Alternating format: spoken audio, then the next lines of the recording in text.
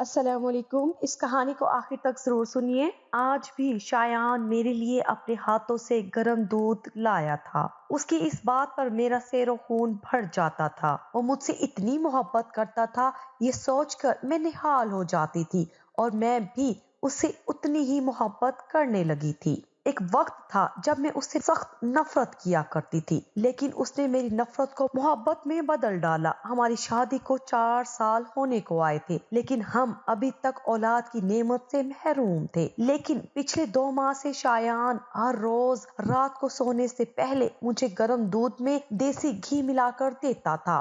اس نے کسی سے سنا تھا کہ یہ پینے سے عورت کو بآسانی حمل ہو جاتا ہے۔ اس کے کہنے پر میں بھی خوشی خوشی وہ دودھ پی لیا کرتی تھی، حالانکہ مجھے دودھ بالکل پسند نہیں تھا، مگر اپنے شوہر کی محبت دیکھ کر میں وہ پی لیا کرتی تھی۔ دودھ پیتے ہی میرے معدے میں ایک عجیب سا درد اٹھا کرتا تھا، مگر یہ بات میں نے آج تک شایان کو نہیں بتائی تھی۔ میں خود بھی چاہتی تھی کہ میں جلد از جلد ماں بن جاؤں، لیکن اب میری طبیعت خراب رہنے لگی تھی۔ پہلے تو بس معدے میں درد ہوتا تھا، مگر اب چکر بھی آنے لگے تھے، اور ہر روز مجھے اپنا پیٹ بھی پہلے سے بڑا لگتا تھا۔ میں نے ایک ہفتہ پہلے مجبور ہو کر شایان سے کہا کہ مجھے عجیب سا لگنے لگا ہے، پلیز مجھے ڈاکٹر کے پاس لے جائیں، مگر انہوں نے اس بات پر دھیان نہ دیا اور الٹا مجھے سمجھانے لگے کہ دیکھو آئمہ، کبھی کبھی ایسا ہو جاتا ہے، تم دیسی گھی اور خالص دودھ کی عادی نہیں ہو، اسی لیے تمہاری طبیعت میں گڑبڑ محسوس ہونے لگی ہے، بس آہستہ آہستہ تم عادی ہو جاؤ گی۔ وہ بڑے پیار سے مجھے سمجھا کر چلے گئے، اور میں بس دل میں افسوس کر کے رہ گئی۔ آخر میں کیسے سمجھاتی ان کو کہ مجھے بہت تکلیف رہنے لگی تھی۔ گھر میں کوئی عورت بھی نہ تھی کہ ان سے کچھ پوچھ لیتی۔ ساس اور سسر گاؤں میں رہتے تھے۔ شایان کی جاب لگی تو تب سے اسی شہر میں رہتے تھے۔ میں اسی گھر میں بیاہ کر آئی تھی۔ ابھی میں انہی سوچوں میں گم تھی کہ میری بہن کی کال آ گئی، جو کہ انگلینڈ میں رہتی تھی۔ کبھی کبھی ہی اس سے بات ہو پاتی تھی۔ آج میں نے اس کو بتا دیا کہ کافی دنوں سے میری طبیعت خراب رہنے لگی ہے۔ میری بات سن کر وہ اچانک خوشی سے چلائی، آئمہ مجھے تو لگتا ہے کوئی گڈ نیوز ہے، ایسا تو صرف حمل میں ہی ہوتا ہے۔ وہ بہت خوش لگ رہی تھی، اور اس کی بات سن کر میں بھی کھل اٹھی تھی۔ تم سچ کہہ رہی ہو؟ ارے 100% سچ کہہ رہی ہوں، بس تم آج ہی کسی اچھی لیڈی ڈاکٹر سے چیک اپ کروا لو۔ اس نے بہت سی احتیاطی تدابیر بتائیں اور مجھے فوراً ڈاکٹر کے پاس جانے کو کہا۔ آج میں بہت خوش تھی اور جلدی سے تیار ہو کر شایان کو کال کرنے والی تھی کہ ان کا میسج آ گیا، جانے من آج رات میں گھر نہیں آؤں گا، ایک ضروری میٹنگ کے سلسلے میں باس کے ساتھ اسلام آباد جا رہا ہوں، میں کل تک واپس آ جاؤں گا، تم اپنا خیال رکھنا اور دروازے کھڑکیاں اچھے سے بند کر لینا۔ اس کا میسج پڑھ کر میرا سارا موڈ آف ہو گیا۔ ایک تو میں اس باس سے بڑا ہی تنگ تھی، جہاں بھی جانا ہوتا شایان کو ہی لے کر جاتا تھا۔ اب میں کیا کروں؟ میں کچھ دیر سوچتی رہی، پھر اپنا بیگ اٹھا کر گھر کو اچھے سے لاک کر کے باہر آ گئی۔ چند قدم کے فاصلے پر ہی مین روڈ تھا۔ میں نے رکشے کو اشارہ کیا تو وہ رک گیا، اور میں نے اسے قریبی ہسپتال کا پتہ بتا دیا۔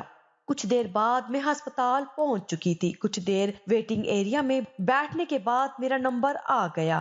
ڈاکٹر کو میں نے سب کچھ بتایا تو وہ مسکرانے لگی۔ لگتا تو یہی ہے مس آئمہ کہ واقعی میں کوئی گڈ نیوز ہے، مگر مجھے آپ کا الٹرا ساؤنڈ کرنا پڑے گا اور کچھ ٹیسٹ بھی کروانے ہوں گے۔ مجھے الٹرا ساؤنڈ کے لیے لیٹنے کا اشارہ کرتے ہوئے کہا، اوکے ڈاکٹر، جیسا آپ کہیں۔ میں خوشی سے لیٹ گئی۔ ڈاکٹر الٹرا ساؤنڈ کرنے لگی تھی، لیکن اچانک ڈاکٹر کی مسکراہٹ غائب ہو چکی تھی اور اس کے چہرے پر ایک عجیب سا تاثر آنے لگا۔ کیا ہوا ڈاکٹر؟ میں نے گھبرا کر پوچھا۔ ڈاکٹر نے میری طرف عجیب سی نظروں سے دیکھا اور جو کچھ بتایا وہ میرے ہوش اڑانے کو کافی تھا۔ میں آزاد ماحول میں پلی بڑھی تھی، اپنے پاپا کی بے حد لاڈلی تھی، اور اسی لاڈ پیار نے مجھے کافی حد تک بگاڑ دیا تھا۔ امی مجھے بہت سمجھایا کرتی تھی کہ اگلے گھر بھی جانا ہے، کچھ تو رنگ ڈھنگ سیکھ لو، مگر مجھ پر کچھ اثر نہ ہوتا۔ بڑی بہن کی شادی ہو چکی تھی، وہ کئی سال سے انگلینڈ میں رہتی تھی، بھائی کوئی نہیں تھا، اس لیے میں کچھ زیادہ ہی خود سر ہو گئی تھی۔ شایان میرے تایا کا اکلوتا بیٹا تھا، اور گاؤں سے تعلیم حاصل کرنے کی خاطر शहर आया हुआ था, लेकिन मैंने पापा को साफ साफ कह दिया कि इस घर में या तो मैं रहूंगी या फिर ये लड़का। पापा बहुत परेशान थे। बेटा जिद छोड़ दो, वो बेचारा तुम्हें क्या कहेगा। अब अच्छा थोड़ी लगेगा कि मेरे घर के होते हुए वो किसी हॉस्टल में रहे। पापा ने हर मुमकिन कोशिश कर ली, लेकिन मैं एक शर्त पर मानी थी कि शायान गैराज में रहेगा। पापा ने मेरी शर्त मान ली और शायान के लिए गैराज सेट करवा दिया। मुझे ना जाने क्यों शायान से सख्त नफरत सी महसूस होती थी। हालांकि वो इंतहाई खुश मिजाज और मेहनती लड़का था। मैं हर वक्त उसकी बेइज्जती करने का बहाना ढूंढती रहती थी। कभी उसे अपनी कार साफ करने का कहती, कभी उसे देखकर कहती एक गिलास पानी तो पिला दो। मैं उसे नीचा दिखाना चाहती थी कि वो मेरे लायक नहीं है, और वो चुपचाप ये सब कुछ बर्दाश्त करता रहता, कभी उफ तक ना बोलता। अरे, मैं आप सबको ये तो बताना भूल ही गई कि मैं उससे नफरत क्यों करती थी। मैं उससे इसलिए नफरत करती थी कि वो मेरा मंगेतर था। बचपन में ही मेरी मंगनी उससे कर दी गई थी, और जब से मुझे ये बात मालूम हुई थी तब से मैं अंगारों पर लौट रही थी। मुझे अपने तालीम याफ्ता वालिदैन से ये तवक्को हरगिज ना थी कि वो इस तरह की बेवकूफ़ी भी कर सकते थे। भला कौन आजकल बच्चों की मंगनियां बचपन में करता है। यही इससे नफरत की वजह थी, और मैं चाहती थी कि वो खुद मुझसे नफरत करने लगे और इस रिश्ते से इनकार कर दे। मैंने जब पापा से बात की थी तो उस दिन उन्होंने मुझे बस एक ही बात कही थी कि अगर तुमने इस रिश्ते से इनकार किया तो मेरा मरा हुआ मुंह देखोगी। और उनकी ये धमकी सुनकर मैं चुप होकर उनको देखती रही, और रो रो कर मैंने बुरा हाल कर लिया था।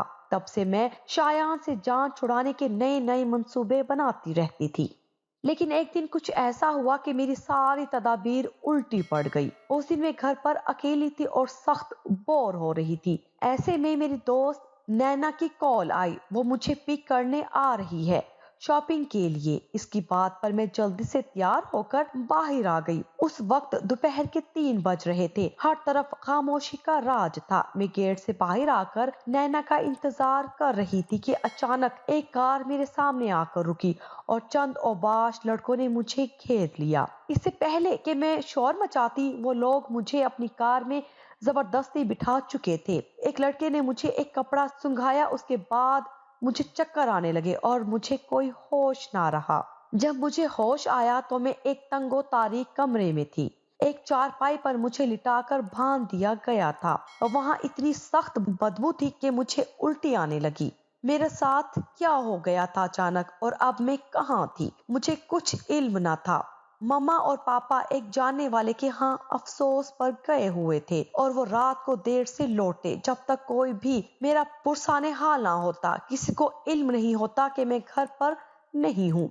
बस मैं खुदा का शुक्र अदा करती थी कि मेरी इज्जत महफूज थी। एक अधेड़ उम्र औरत कमरे में आकर मुझे खाना पानी दे जाया करती थी। मुझे यहाँ आए हुए 4 दिन हो चुके थे। मैं ये तो समझ चुकी थी कि मुझे अगवा इसलिए किया गया था ताकि पापा से रकम का मुतालबा किया जा सके। लेकिन अब तक ये लोग पापा से राब्ता क्यों नहीं कर रहे थे। मैं रोती रहती, उस औरत को वास्ते देती कि मुझे जाने दो, तुम लोगों को जितना चाहिए मैं दूंगी।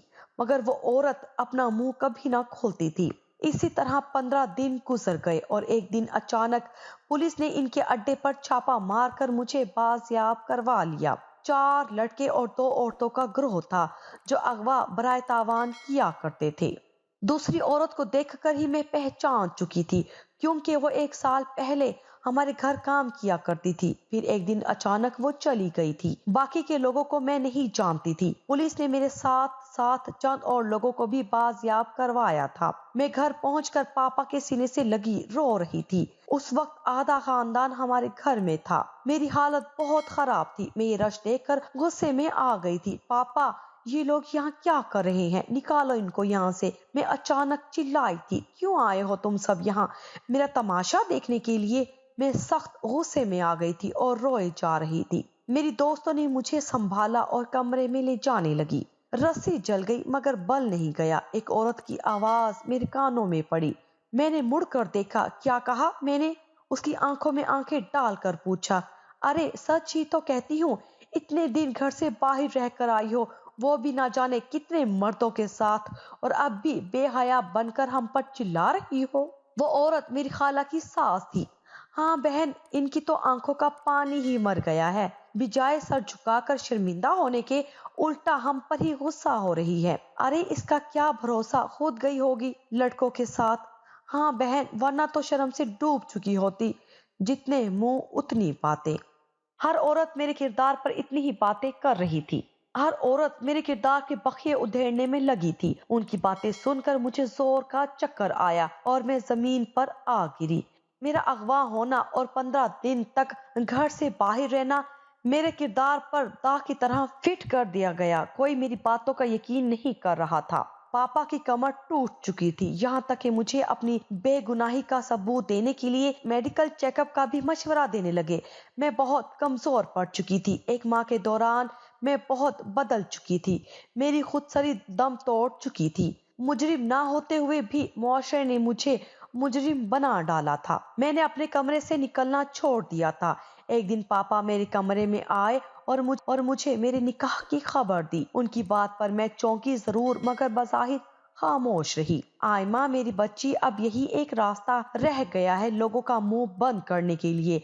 कल तुम्हारा निकाह सादगी से होगा, बस घर वाले ही शामिल होंगे। मैंने बस एक सवाल पूछा, किससे हो रही है मेरी शादी, और पापा ने वो नाम बताया, शायान। हमारा निकाह हो चुका था और मैं शायान के घर जा चुकी थी। उसने कुछ दिन पहले ही शायद ये घर खरीदा था।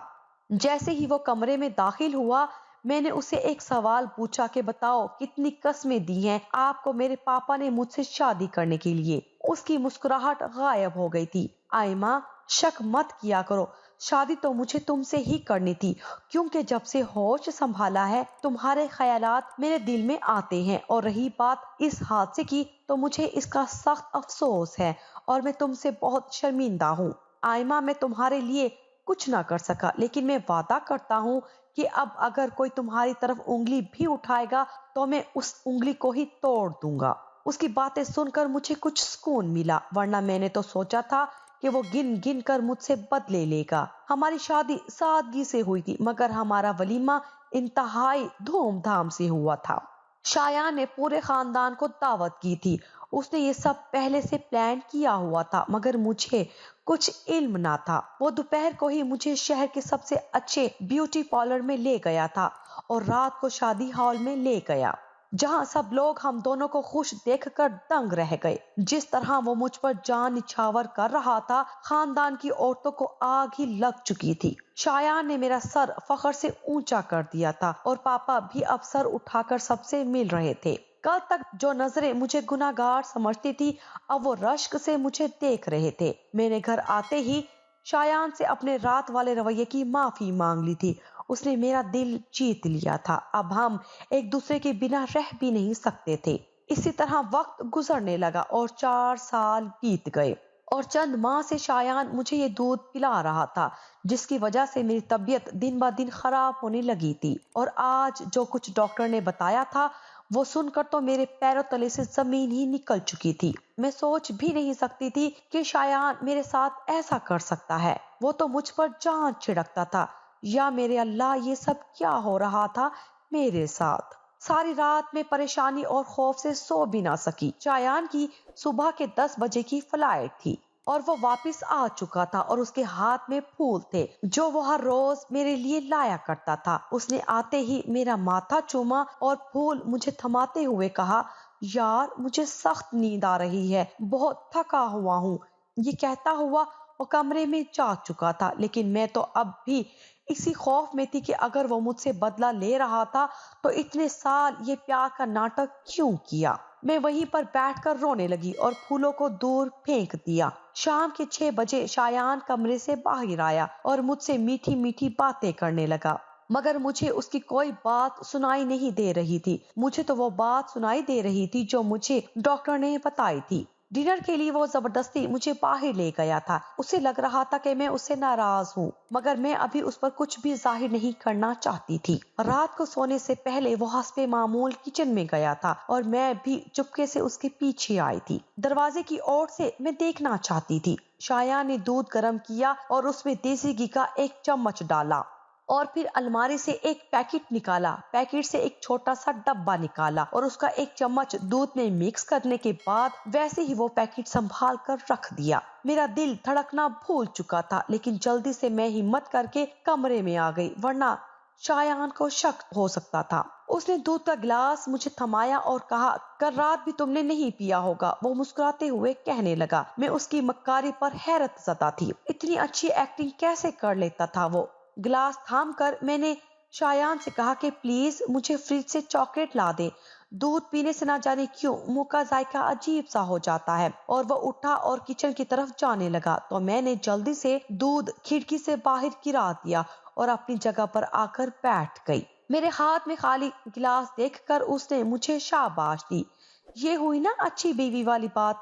लेकिन आज मुझे उसका कोई भी मजाक या कोई भी बात अच्छी नहीं लग रही थी। दूसरे दिन शायान के ऑफिस जाते ही मैंने अलमारी से वो पैकेट निकाल कर देखा तो एक अजीब सा सफूफ भरा हुआ था। मैंने उसमें से थोड़ा सा सफूफ निकाला और देसी घी का भी एक चम्मच निकाल कर अलग किया और लेबोरेटरी में पहुंच गई। मुझे इन चीजों की जांच करानी थी कि इनमें क्या था। मैंने डबल फीस अदा की और मुझे कुछ देर में ही रिपोर्ट दे दी गई। और जो कुछ रिपोर्ट में लिखा था उसे देखकर मेरी आखिरी उम्मीद भी दम तोड़ गई कि शायद मुझे गलत फहमी हुई है। लेकिन रिपोर्ट चीख चीख कर बता रही थी कि मुझे स्लो पॉइजन दिया जा रहा था।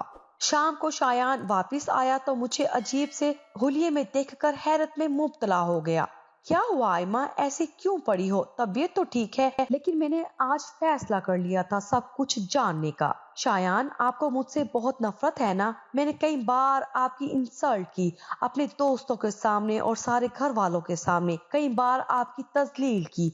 वो हैरत से मुझे देखे जा रहा था। कल तक मैं उस निदामत में जी रही थी कि मैं बहुत बुरी हूँ और आप जैसे अजीम इंसान को कोई फरिश्ता सिफ्त लड़की मिलनी चाहिए थी। मगर आज मैं मुतमईन हूँ कि कम अज कम मैंने नफरत में किसी का कत्ल करने का तो नहीं सोचा।